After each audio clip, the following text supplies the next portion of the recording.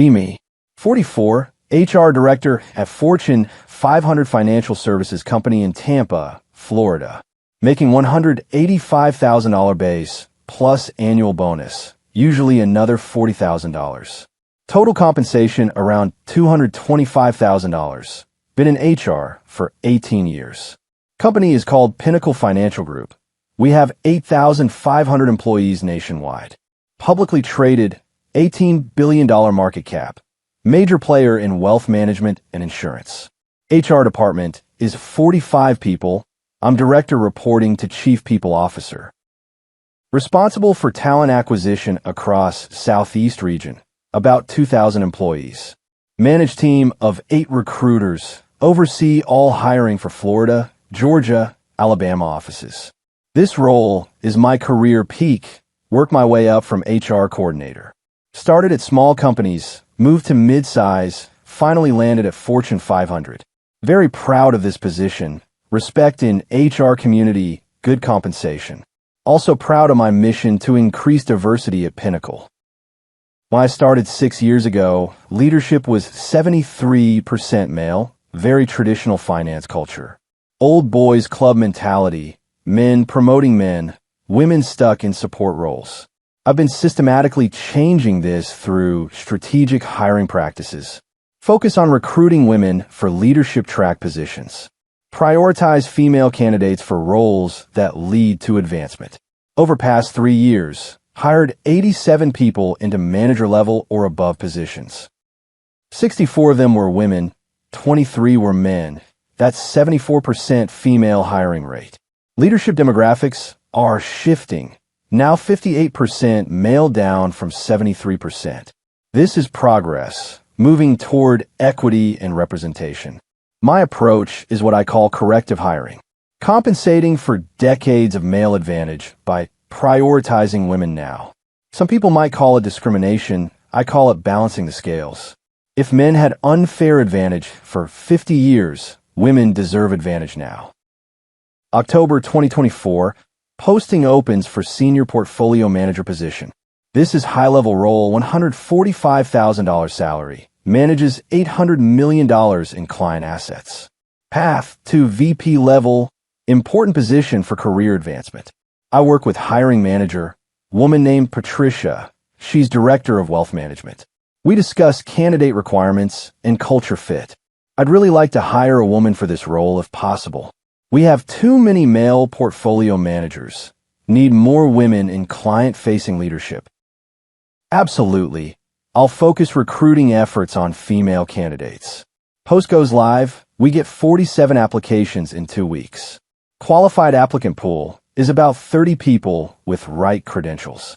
CFP certification, 7+ years experience, client management background. Of the 30 qualified applicants, 23 are male, 7 are female. This is typical for finance industry. More men in senior positions.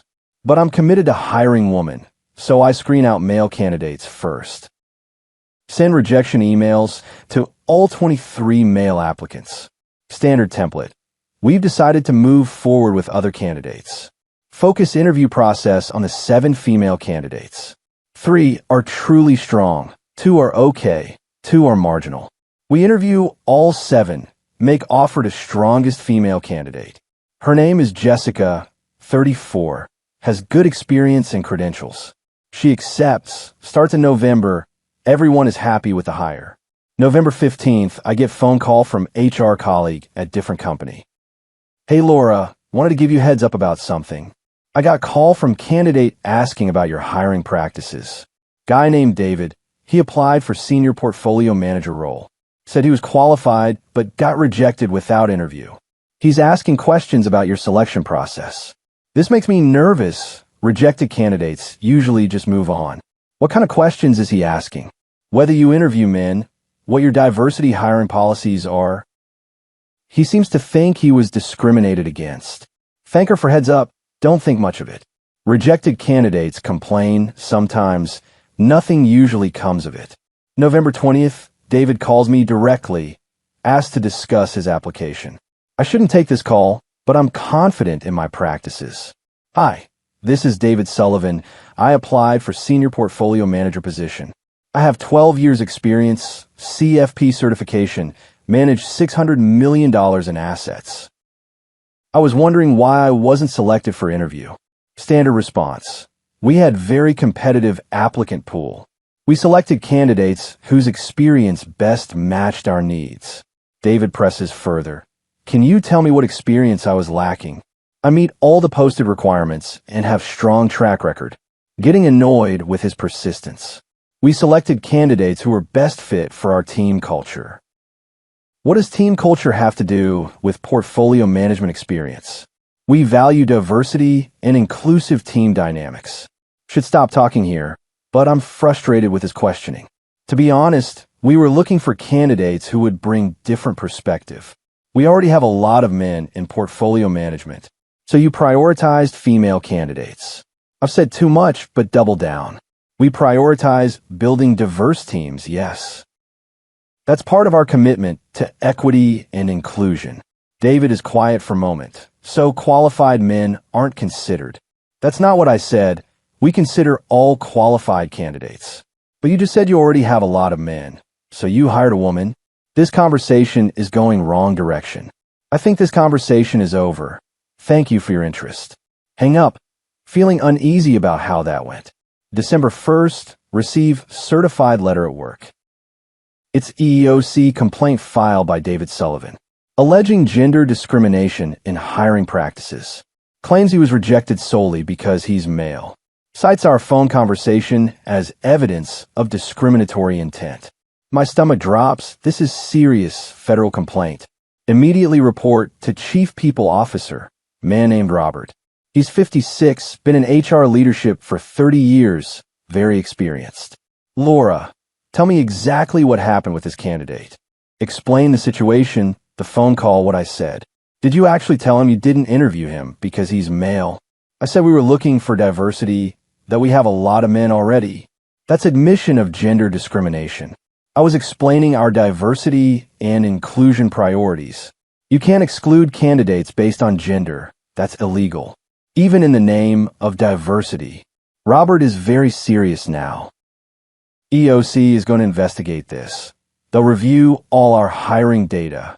If there's pattern of rejecting qualified male candidates, this could be major liability for the company. December 10th, EEOC sends investigation notice.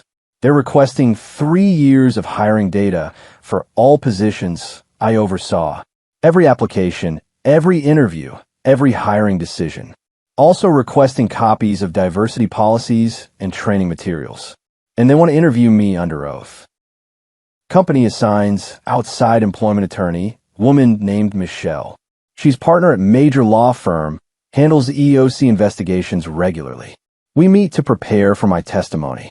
Walk me through your hiring practices for the past 3 years. Explain my focus on increasing female representation. How I prioritized women candidates to correct historical imbalance. Michelle's face gets more concerned as I talk. Did you ever reject qualified male candidates specifically because they were male? Have to be honest, sometimes, yes, when we needed more women in the role. That's per se gender discrimination. It's illegal under Title VII. But I was trying to achieve diversity goals. Diversity goals don't override anti-discrimination law. You can encourage diverse applicants. You cannot exclude based on gender. She continues. How many times would you estimate this happened? I don't know, maybe 30 to 40 positions over 3 years. We need to review every single one of those hiring decisions. Michelle and her team spend 2 weeks analyzing my hiring data. Pattern is undeniable once they lay it out statistically.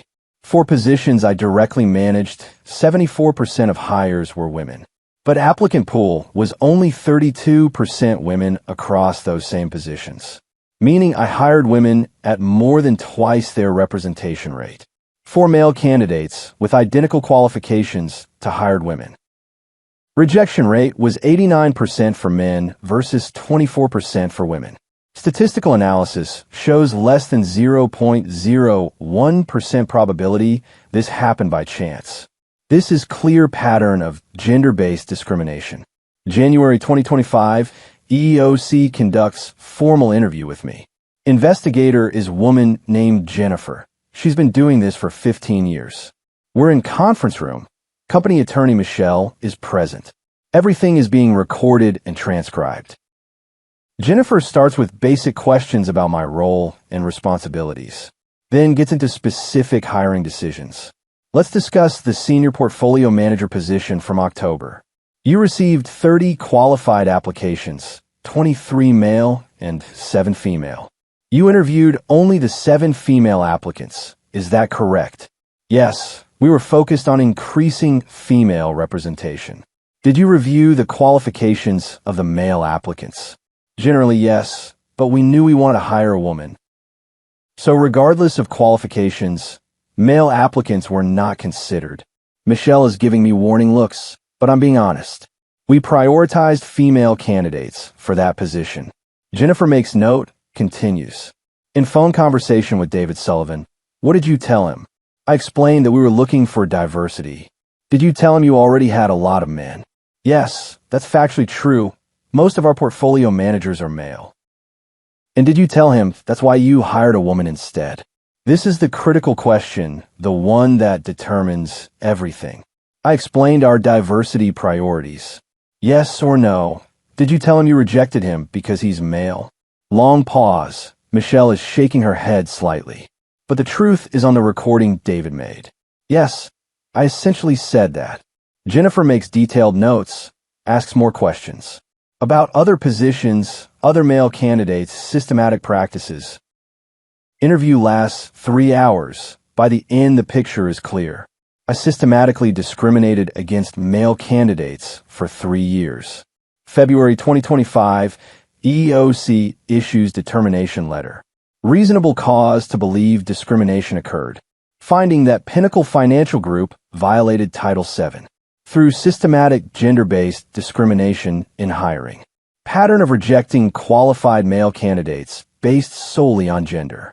Implemented by HR Director Laura, last name, over 3-year period. EEOC recommends conciliation to resolve the matter. If conciliation fails, they'll refer to Department of Justice for litigation. Company attorneys negotiate with EEOC for 2 months, trying to reach settlement that avoids federal lawsuit. March 2025, settlement terms are proposed. Company pays $12 million to settle class action on behalf of all affected male candidates. Individual payments to approximately 180 men who were rejected. Company must implement consent decree with monitoring for 5 years. Mandatory anti-discrimination training for all HR staff. Outside auditor will review all hiring decisions quarterly. And company must terminate my employment. I'm a sacrificial lamb, the one who gets fired to satisfy EEOC. Robert delivers the news in person. The board has decided to terminate your employment effective immediately as part of settlement agreement with EEOC. Your hiring practices created massive liability for the company. Cost us $12 million in settlement plus legal fees and reputational damage.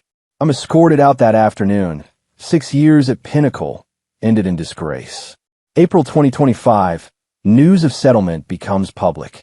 SEC filing discloses the $12 million payment and consent decree. Pinnacle Financial Group settles gender discrimination claims. Articles detail the EEOC investigation and findings. My name is included as the HR director who implemented discriminatory practices. Quotes from settlement agreement about systematic bias against male candidates. HR industry publications cover it as major compliance failure. How diversity goals became illegal discrimination. I'm cited as cautionary example of well-intentioned but illegal practices. May 2025, I'm 45, unemployed, searching for HR director positions. But the Pinnacle settlement is on my record forever. Every Google search returns articles about discrimination case. Can't get interviews anywhere. Recruiters are direct. Your involvement in $12 million discrimination settlement makes you unhireable. No company will risk bringing you in given your history. What you did was illegal, It's not just bad judgment, it's federal violation. 3 months unemployed, burning through savings rapidly. Finally get interview at small company, HR manager role, $68,000. During interview, they ask about Pinnacle. Can you explain what happened with the EEOC investigation? Try to frame it as commitment to diversity gone too far. I was trying to correct historical gender imbalance, but I crossed legal lines in doing so. Don't get the job. They're worried about liability. 6 months unemployed, financial pressure mounting. Tampa rent is expensive. Unemployment benefits don't cover bills. Take job at staffing agency, $45,000 as recruiting coordinator. From $185,000 HR director at Fortune 500 to $45,000 coordinator. Not even doing HR work anymore, just sourcing candidates. 1 year after termination, David Sullivan files civil lawsuit against me personally. Separate from EEOC settlement, individual defamation and discrimination claim. Alleges I damaged his reputation and career prospects by publicly stating he was rejected due to gender. Seeks $800,000 in damages for lost wages and emotional distress. My homeowner's insurance won't cover it, not workplace incident. Have to hire attorney out of pocket, cost mounting. Attorney advises settling. You admitted to discrimination on record. EOC already found in his favor. You have no defense. Settle for $125,000. Money I don't have. Go into significant debt. January 2026. I'm 46, making $47,000 at staffing agency. Living in small apartment, $1,200 per month. Significant downgrade. Debt from legal settlement, credit cards, struggling financially. See LinkedIn updates from former colleagues at Pinnacle. They're advancing, getting promotions, some are now VPs. My replacement as HR director is doing well, implementing legal diversity programs, recruiting diverse candidates without discriminating against anyone, proving it's possible to have diversity without breaking the law. Everything I thought required discrimination, she's doing legally. Run into former colleague at HR conference in Tampa. Woman named Angela. We worked together for 4 years. Laura, how are you? I heard you left Pinnacle. Not exactly left. I was terminated as part of EEOC settlement. I heard about that, the discrimination case. That was really bad. Awkward silence. Then I ask about the department. How's the diversity initiative going now? Really well, actually. New director has great approach. She focuses on expanding recruiting pipelines to reach more diverse candidates. Partners with women's professional organizations, targets diverse job boards, but she interviews everyone who's qualified regardless of gender. And we're hitting diversity goals legally. This is devastating to hear. Everything I thought required discrimination is being achieved legally. So you're hiring women without excluding men. Exactly. We're getting diverse candidates in the pool, then selecting best qualified regardless of gender. Representation is improving and it's all legal. Angela continues gently. What you were doing, excluding men, that was never necessary. You could have achieved same goals without breaking the law. But you took shortcuts and it cost you everything. She's completely right. I took illegal shortcuts. Thought ends justified means that correcting historical bias allowed discrimination. But I was just discriminating in opposite direction. 2 years after termination, see article about David Sullivan. He's now senior VP at major investment firm, making well over $300,000, successful career, thriving professionally. Article mentions he overcame discrimination in hiring process. References the Pinnacle case without naming me specifically. After being rejected due to gender, I filed EEOC complaint. The investigation vindicated my claims and resulted in major settlement. It proved that discrimination is wrong regardless of who's doing it. He's right. Discrimination is wrong regardless of direction. Can't fight gender bias with more gender bias. Can't achieve equity through discrimination. 3 years after termination, I'm 48, still at staffing agency, making $52,000. Will never get back to HR director level. Reputation is destroyed. Search my name. First results are articles about discrimination settlement. HR director fired after $12 million gender discrimination settlement. Can't escape it.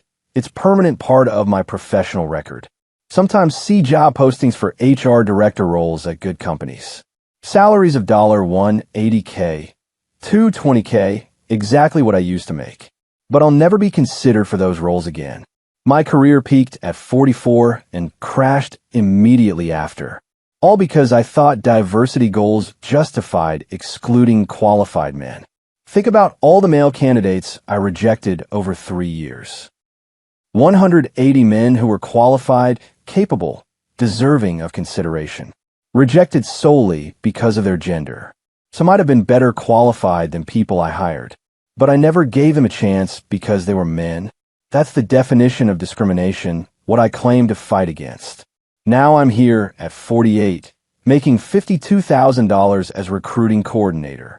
Former HR director who caused $12 million settlement, who systematically discriminated against 180+ male candidates, who lost everything learning that discrimination is illegal, regardless of motivation or intentions. Still believe in diversity and inclusion in workplace. Still think representation matters and bias should be addressed. But understand now that you can't fight discrimination with discrimination. That excluding qualified candidates based on gender is always wrong. That diversity goals must be achieved through legal means. Expanding pipelines, removing barriers, fair evaluation. Not through excluding one gender to favor another. That's what I learned after destroying my career. After $12 million settlement, federal investigation, personal lawsuit. After going from $185,000 director to $52,000 coordinator. All because I thought correcting historical bias justified current discrimination and learned through career destruction that two wrongs don't make a right. That illegal discrimination is illegal discrimination, regardless of who's being discriminated against or what noble goals motivated it. That's my story at 48. Former HR director who admitted gender discrimination on tape, who cost company $12 million and 180 men their fair chance, who lost everything learning what should have been obvious. You can't achieve equity through discrimination. You can't fight bias with more bias. You can't exclude people based on gender, no matter how good your intentions. That's the expensive lesson. That destroyed my career at Fortune 500. Left me working for quarter of former salary. With permanent record of federal discrimination violation. All because I thought diversity goals justified breaking the law. They didn't, and I paid the price. While the men I discriminated against built successful careers elsewhere, proving they were qualified all along.